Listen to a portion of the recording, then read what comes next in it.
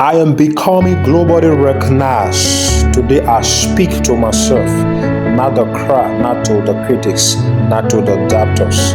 To myself, I was not born to be hating. I was not created to play small. I was not gifted with vision just to keep it to myself. There's something inside me that refuses to still local. My ideas are bigger than my environments.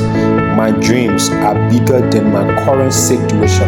My potential is bigger than my present results, and I accept it.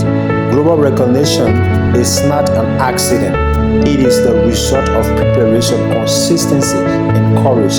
If I want the world to know my name, I must become someone worth knowing.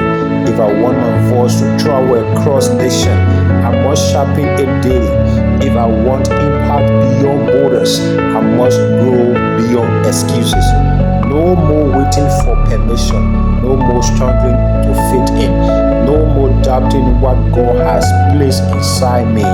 The world recognizes value, so I will become valuable. I will study when others sleep. I will practice when others scroll. I will improve when others complain. Because global recognition starts with private discipline. Before the spotlight comes, there is sacrifice. Before the applause comes, there is preparation. Before the platform comes, there is process. And I embrace the process. I am not competing with anyone. I am building myself. Every speech I give, I improve.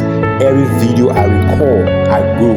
Every opportunity I take, I expand. My name will travel because my work will speak. I will not be intimidated by big stages. I will prepare for them.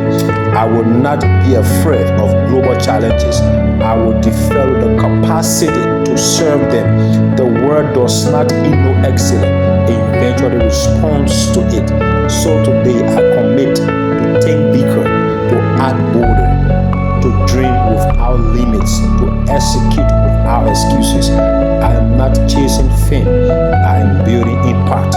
And impact brings recognition.